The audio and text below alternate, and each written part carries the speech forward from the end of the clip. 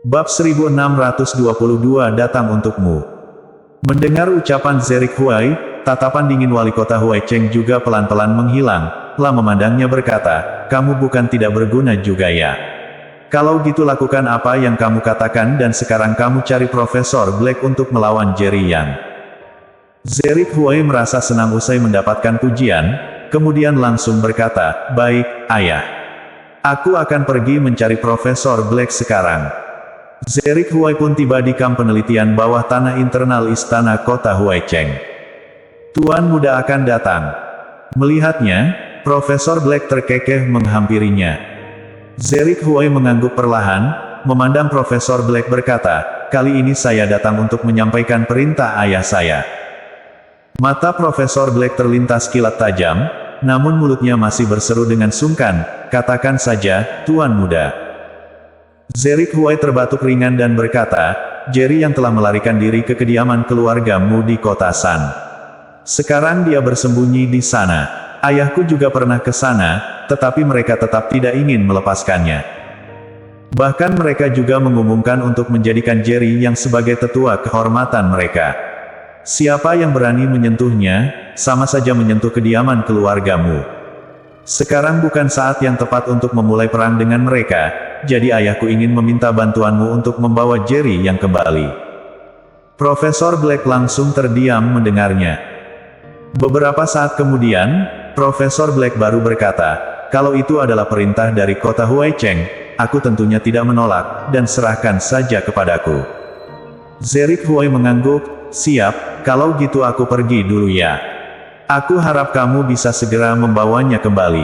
Kesabaran ayahku juga sudah habis. Setelah mengatakan itu, dia berbalik dan pergi.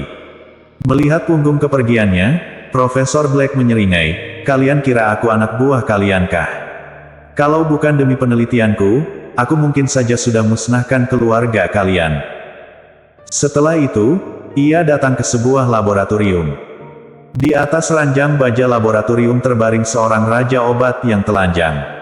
Keempat alat gerak raja obat terkekang. Tubuhnya juga terpasang banyak pipa. Di dalam pipa ada cairan berwarna emas yang pelan-pelan mengalir ke dalam tubuhnya. Profesor Black menjaga meja penelitian dengan ekspresi sangat gembira di wajahnya.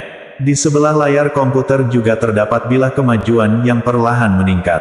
Sekarang standarnya juga sudah mencapai 90%. Melihat bar itu yang sudah mendekat 100%, Profesor Black terbahak-bahak, akhirnya sudah mau berhasil, aku sudah menunggu hari ini terlalu lama, hahaha. Dalam kamp penelitian itu pun penuh suara tawa kencang Profesor Black. Tangan. Tiba-tiba sebuah suara yang mengerikan terpancar dari tubuh Raja Obat.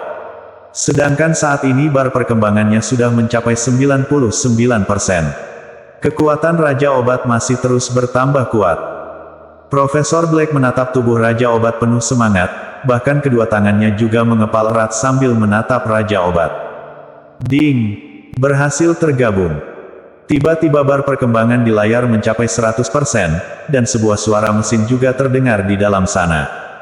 Dong kotoran-kotoran. Gembok yang mengekang keempat alat gerak Raja Obat juga langsung meretak. Hahaha. Profesor Black seketika tertawa senang dan berseru semangat, berhasil. Akhirnya berhasil, hahaha. Lah tiba-tiba menekan tombol sebuah remote.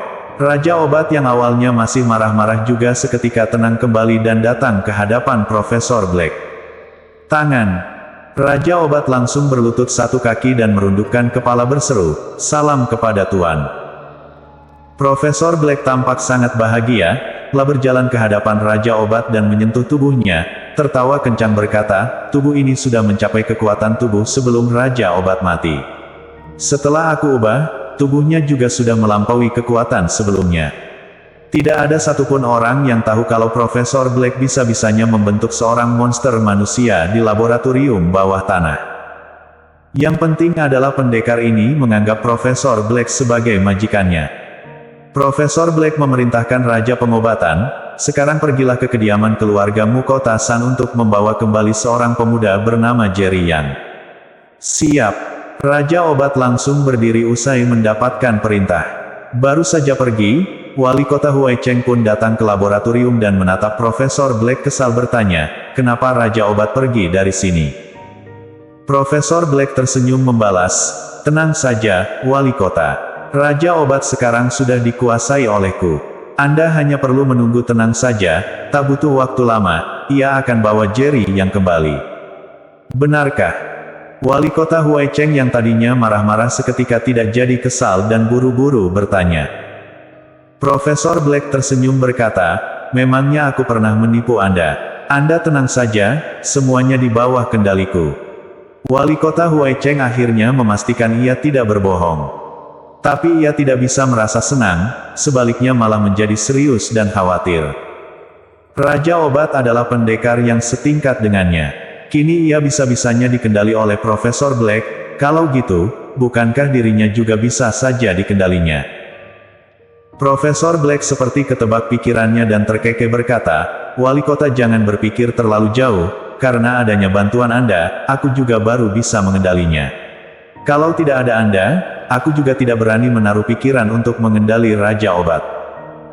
Tunggu Raja Obat balik, aku akan meneliti darah Jerry Yang, siapa tahu saat itu kita bisa menghasilkan pendekar puncak tingkat 9 lagi. Saat itu, aku akan menyerahkan Raja Obat kepada Anda. Dengan kemampuan Anda ditambah seorang pendekar yang melampaui puncak tingkat 9, siapa lagi yang akan menjadi musuh Anda di Kyushu ini? Mendengar ucapannya, Wali Kota Huaicheng baru tersenyum berkata, kalau gitu, mohon bantuannya. Jika butuh bantuan, silakan katakan saja. Profesor Black terbahak-bahak berkata, haha, siap, pasti kok.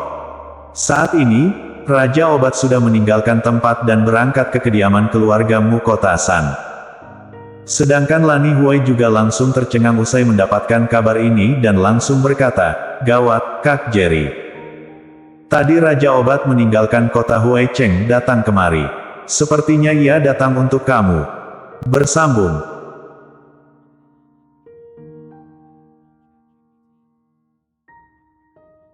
Bab 1623. Pinjam atau rebut. Mendengar ucapan Lani Huai, Jerry yang langsung menjadi serius dan berkerut alis berkata, apakah Wali Kota sudah bisa mengendali Raja Obat? Lani Huai mengangguk, sepertinya begitu, kalau tidak, Raja Obat yang begitu arogan mana mungkin merunduk kepala kepadanya.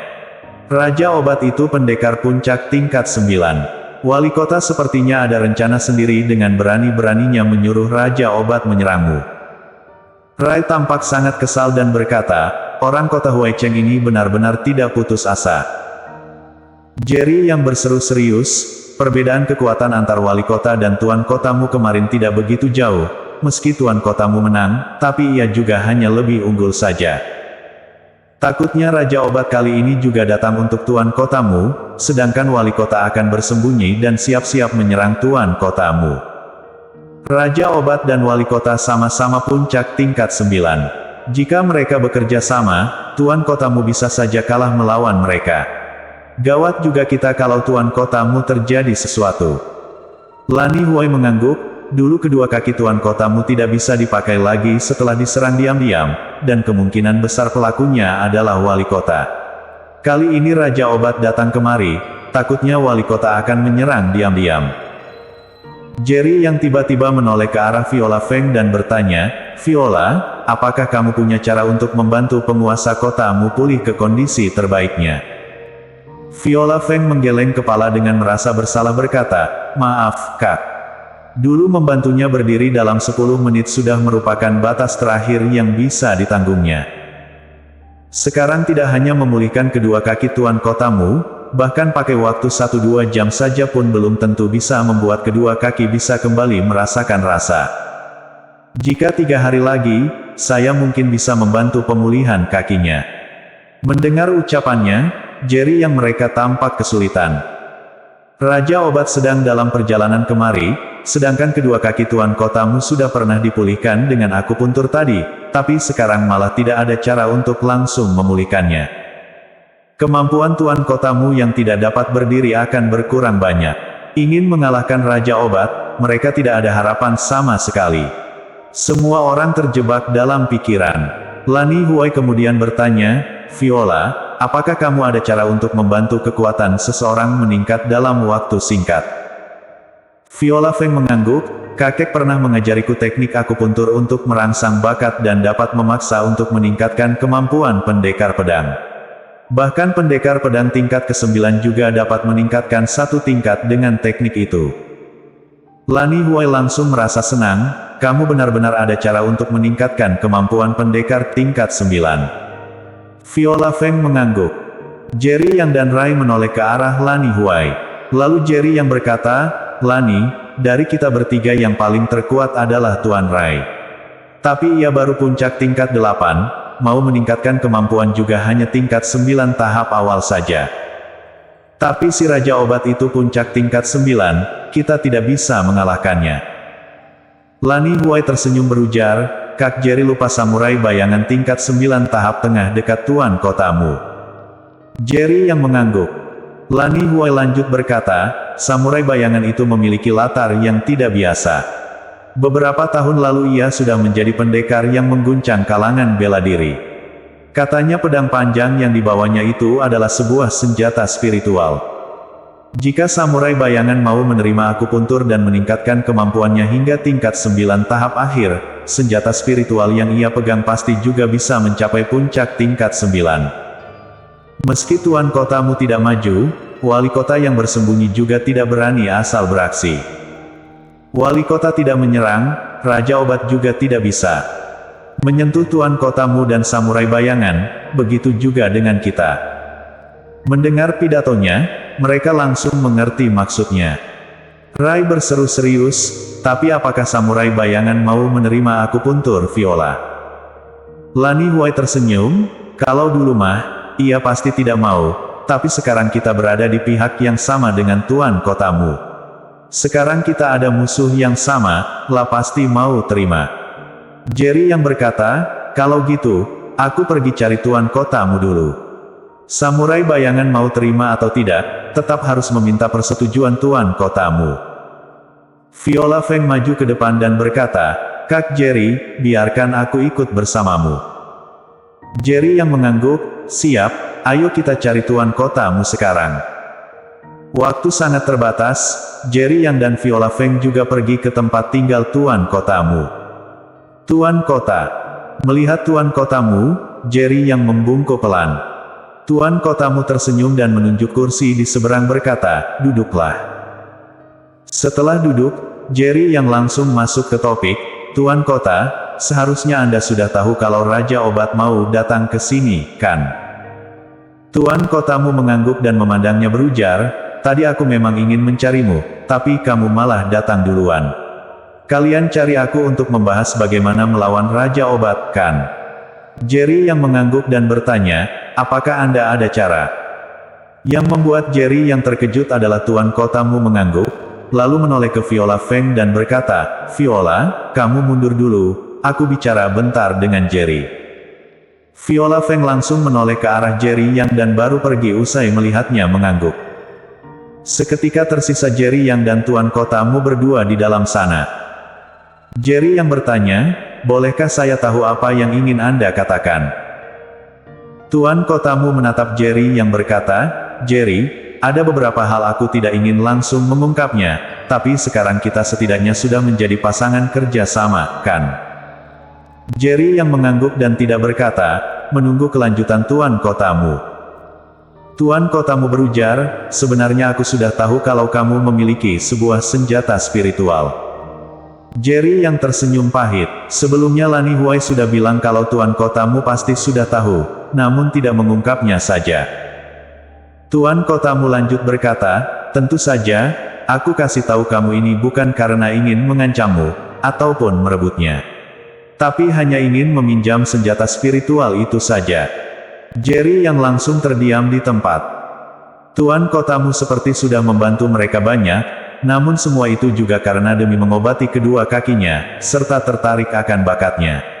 Apalagi keluargamu memang memiliki konflik dalam dengan kota Huaicheng, dan kedua kakinya bisa saja juga terluka karena wali kota Huaicheng. Jadi tuan kotamu terus membantu Jerry Yang mereka. Tapi sekarang tuan kotamu bisa-bisanya bilang mau meminjam senjata spiritualnya. Jerry Yang jadi mulai berwaspada, apakah kata pinjam yang dikatakan tuan kotamu itu benar-benar pinjam, melainkan rebut? Bersambung.